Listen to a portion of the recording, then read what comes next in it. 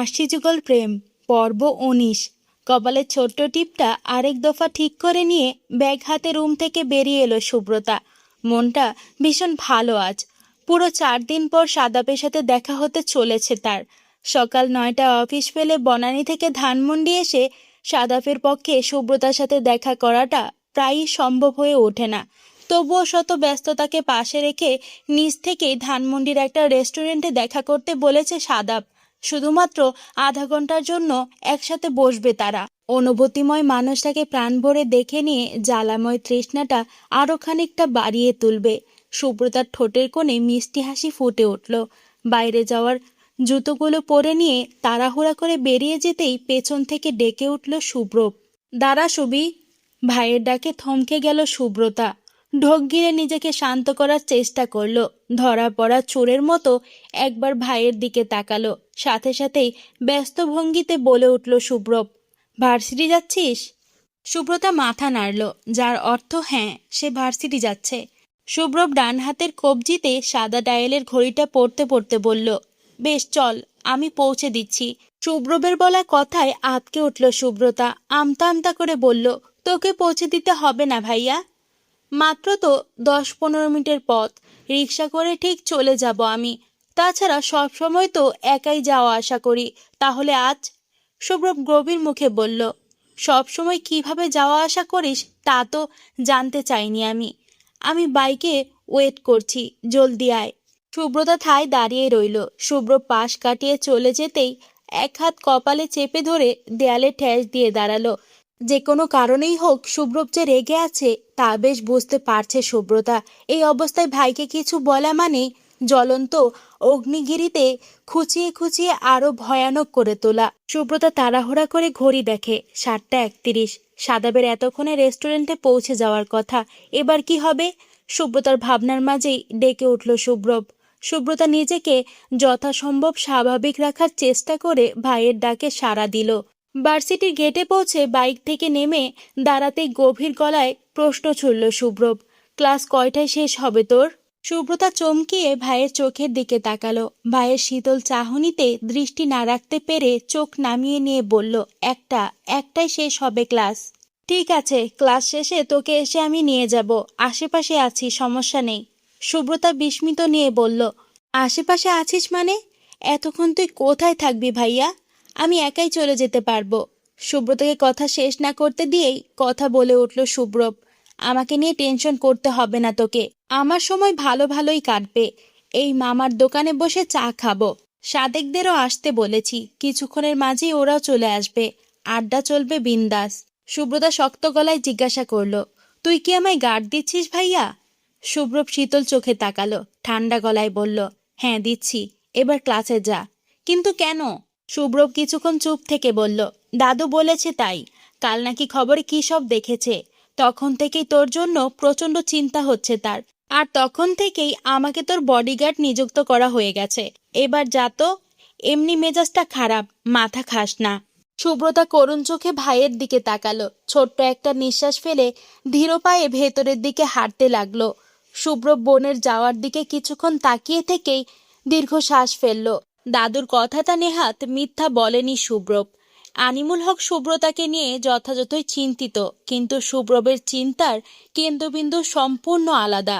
রেস্টুরেন্টে এসি চলছে, চারিদিকে ঠান্ডা শীতল পরিবেশ। সাদাপ রেস্টুরেন্টের এক কোনায় বসে চুপচাপ কাচের দরজার দিকে তাকিয়ে আছে। দু চোখ ভর্তি তার প্রতিজ্ঞা, প্রেয়সীকে এক নজর দেখতে পাওয়ার প্রতিজ্ঞা। অপেক্ষা করতে করতে অনেকটাই হাঁপিয়ে উঠেছে সাদাপ। ৯টায় অফিস তার, এখন বাজে ৮টা। এতক্ষণে তো সুব্রতার চলে আসার কথা। সুব্রতার নাম্বারে বার কয়েক কল করার পরে উঠে দাঁড়ালো সাদাপ। সাথে সাথেই অপরিচিত একটা নাম্বার ভেসে উঠল ফোনের স্ক্রিনে। কলটা রিসিভ করতেই ওপার থেকে কান্না ভেজা গলায় বলে উঠল সুব্রতা, তুমি আর অপেক্ষা করো না প্লিজ। ভাইয়া আমার ওপর নজর রাখছে।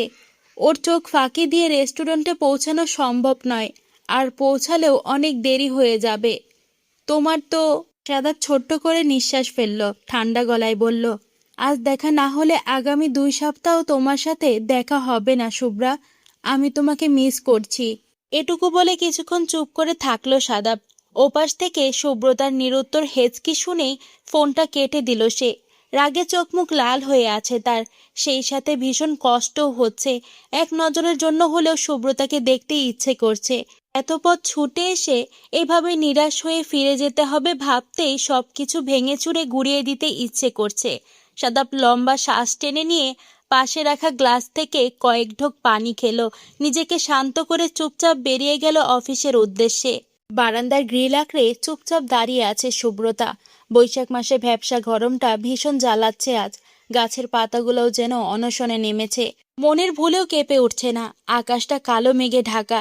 সুব্রতার মতো আকাশের মনটাও আজ ভীষণ খারাপ। সকাল থেকে বিকেল পর্যন্ত অসংখ্যবার সাদাবকে সরি বলেছে সুব্রতা। সাদাব ব্যাপারটাকে স্বাভাবিকভাবে নিলেও সুব্রতার মন মানছে না, কিচ্ছুতেই না। আজকে অফিসের কাজে ঢাকার বাইরে চলে যাবে সাদাব, ফিরবে ঠিক 2 সপ্তাহ পর।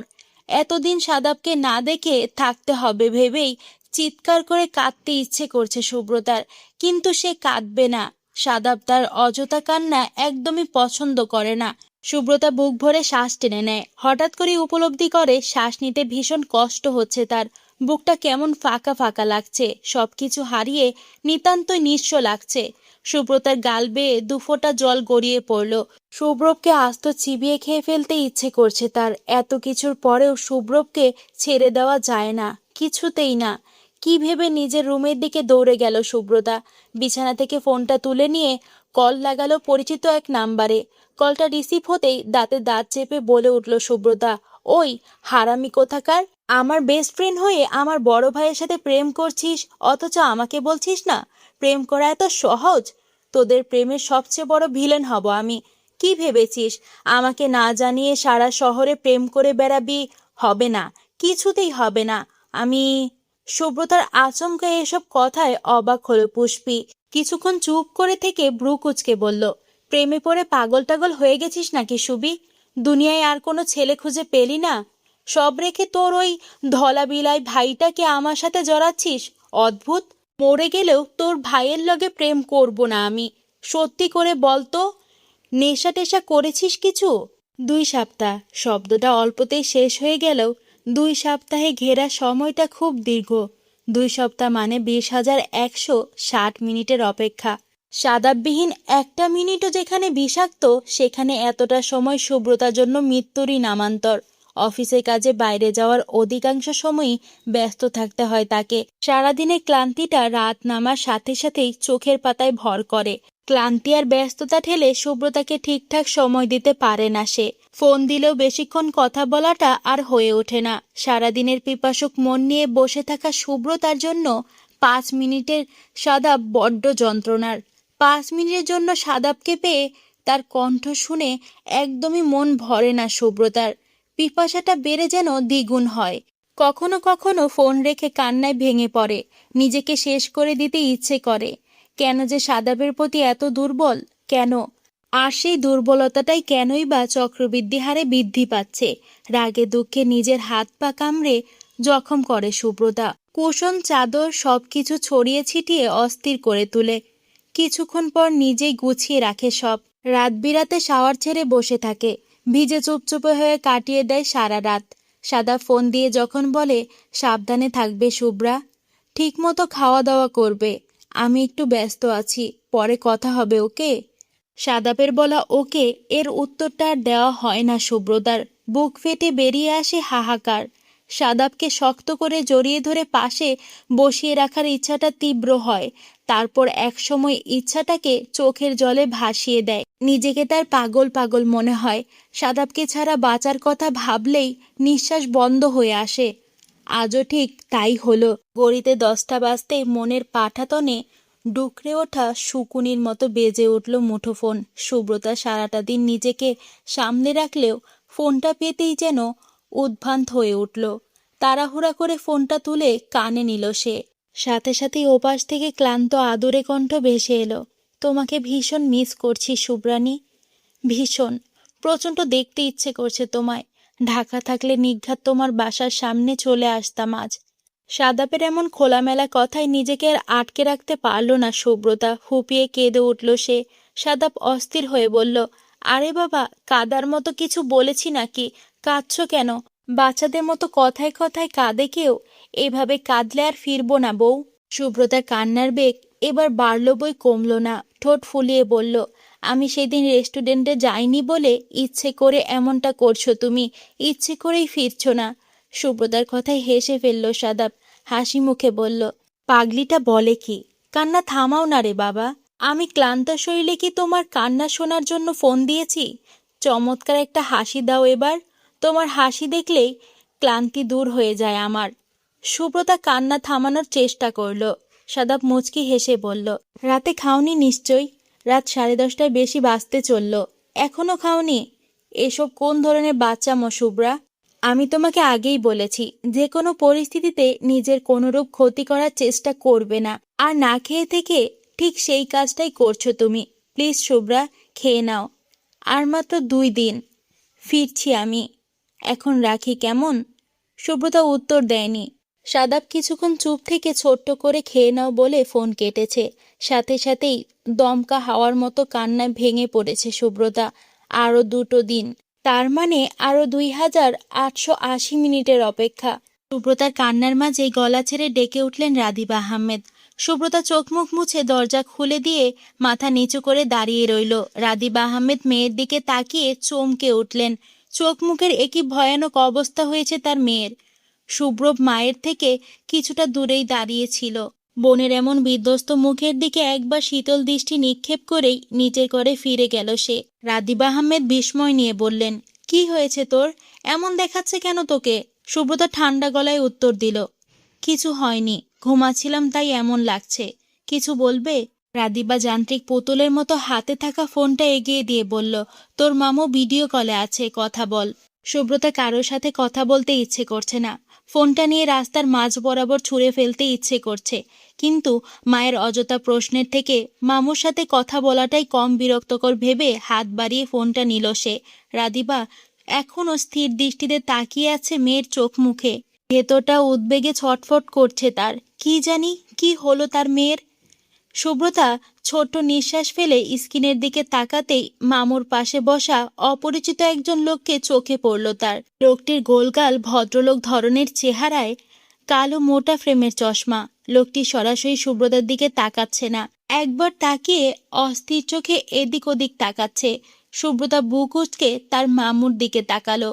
শীতল গলায় বলল, আসসালামু আলাইকুম মামু, কেমন আছেন? মামু অমায়িক হেসে বলল, ওয়ালাইকুম আসসালাম, আলহামদুলিল্লাহ ভালো আছি মামুনি, তুমি ভালো আছো? সুব্রতা জবাব দিল না। মামু বিগলিত হেসে বলল, তোমার সাথে পরিচয় করিয়ে দেই, ও হচ্ছে আমার বন্ধু ওবায়দুল্লার ছেলে, ভেরি শার্প বয়। পাশের ছেলেটি হাসার চেষ্টা করে বলল, হ্যালো সুব্রতা। সুব্রতা ভদ্রতার হাসি হাসল, ছোট্ট একটা শ্বাস টেনে বলল, আমি খুব সিক ফিল করছি মামু, তোমার সাথে পরে কথা বলি প্লিজ। সুব্রতার মামু কিছু বলার আগেই ফোনটা মার হাতে ধরিয়ে দিয়ে নিজের রুমের দরজা বন্ধ করে দিল সুব্রতা। ছেলেটার এমন লাজুক হাসি মোটেও সুবিধার মনে হচ্ছে না সুব্রতার। আর মামুও বা অপরিচিত একটা ছেলেকে ভিডিও কলে আনে কিভাবে? রিডিকিউলাস। বিরক্তিতে চোখ মুখ কুঁচকে এলো সুব্রতার। ভয়ানক রাগে সবকিছু ভেঙে ফেলার তীব্র ইচ্ছা জাগতে লাগলো। আরশি যুগল প্রেম পর্ব 19 এখানেই শেষ করছি। আজকের পর্বটা আপনাদের কাছে কেমন লাগলো অবশ্যই কমেন্টস করে জানাবেন। গল্পটি ভালো লাগলে চ্যানেলটি সাবস্ক্রাইব করে বন্ধু হয়ে পাশে থাকবেন। সবাই ভালো থাকবেন, সুস্থ থাকবেন। আল্লাহ হাফেজ।